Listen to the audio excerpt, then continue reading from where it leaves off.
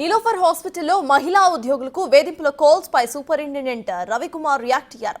నీలోఫర్ హాస్పిటల్లో ఎంఆర్డీగా పనిచేస్తున్న నితిన్ కుమారే ఈ కాల్స్ చేస్తున్నట్లుగా పోలీసులు చెప్పారు. దీంతో నితిన్ కుమార్ కు సూపరింటెండెంట్ రవికుమార్ మెమోను జారీ చేశారు. సూపరింటెండెంట్ కు నితిన్ కుమార్ వివరణ ఇచ్చారు. అత్యవసర పనుల కోసమే ఫోన్ చేసినట్లుగా చెప్పుకొచ్చారు ఆయన. మరిన్ని డీటెయిల్స్ ను మా ప్రతినిధి సుజాత అందిస్తారు. నీలోఫర్ హాస్పిటల్లో ఎంఆర్డీ సెక్షన్లో పనిచేస్తున్నటువంటి నితిన్ కుమార్, అందులో పనిచేస్తున్నటువంటి ఇద్దరు మహిళల్ని అర్ధరాత్రి కాల్ చేసి వేధిస్తున్నారని ఆరోపణలు వస్తున్నాయి. ప్రస్తుతం నీలోఫర్ హాస్పిటల్ సూపరింటెండెంట్ మరియు డాక్టర్ రవికుమార్ సార్ ఉన్నారు. అడుగుదాం సార్, చెప్పండి, ఇప్పటికే ఎంఆర్డీలో పనిచేస్తున్నటువంటి మహిళలకి వేధింపు కాల్స్ వస్తున్నాయని ఆరోపణలు వస్తున్నాయి. ఇందులో వాస్తవం ఎంత? వేధింపు అని నేను చెప్పలేను. మిడ్ నైట్ కాల్ చేసి, మిడ్ నైట్ కూడా కాదు, 10 నుంచి 10:30 టైంలో 2-3 సార్లు ఫోన్ చేసిండు అని ఒక లేడీ కంప్లైంట్ ఇచ్చింది. ఇంకొక లేడీ ఫోన్ ఎత్తలేదు. వాళ్ళిద్దరూ చెప్పారు, ఇట్లా ఫోన్ చేస్తున్నాడు, మాకు ఇబ్బందిగా ఉన్నది అని చెప్పారు. దాని మీద మనం ఒక ఎంక్వైరీ చేసి ఆయనకి ఎందుకు నువ్వు ఇట్లా కాల్ చేసినావు అనేసి ఎక్స్ప్లెనేషన్ ఇవ్వమని ఒక మెమో ఇచ్చినాము. దానికి రిప్లై అతను ఇచ్చాడు.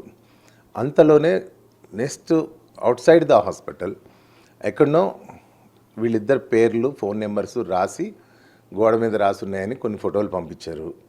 సో అవి చూసి నిన్న నైట్ 9 o'clock నేను చూసిన తర్వాత I just call the inspector, discuss చేసినాను ఇన్స్పెక్టర్ తోటి. ఇట్లా లేడీ పేర్లు రాసి ఫోన్ నెంబర్లు ఉన్నాయి, దీనికి ఏం చేయగలరు, సో మీరు ఏమైనా ఎంక్వైరీ చేస్తారా అని నా రెస్పాన్సిబిలిటీగా ఇన్స్పెక్టర్కి ఎక్స్ప్లెయిన్ చేశాను. Today morning he wants some more details. So అది ఎవరు రాశారో మనకు తెలియదు. సో ఇది జరిగింది. మా హాస్పిటల్లో ఏ లేడీని ఎవరు హరాస్ చేసినా టాలరేట్ చేసే పరిస్థితి ఉండదు. ఆల్రెడీ ఇట్ ఈస్ ఇంతకుముందే ఇది క్లారిఫై చేసినాం. So whatever the officer, big officer, small officer, ఎవరైనా కానీ తోటి ఉద్యోగస్తురాలని ఏడిపిస్తే మాత్రం ఊరుకునేది లేదు.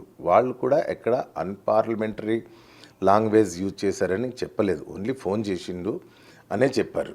సో ఎందుకు ఫోన్ చేసినామని మనం ఎక్స్ప్లెనేషన్ అడిగినాం. That's all. కొద్ది రోజుల క్రితమే నితిన్ మహిళలకి కాల్ చేశారు, అప్పుడే మీకు వచ్చి కంప్లైంట్ ఇచ్చారు అని అంటున్నారు. వాస్తవమేనా సార్? ఇప్పుడు చెప్పిందే అది, ఈ కంటిన్యూషనే అది ఫోన్ చేసిందన్నది కాబట్టే మెమో ఇచ్చినాం.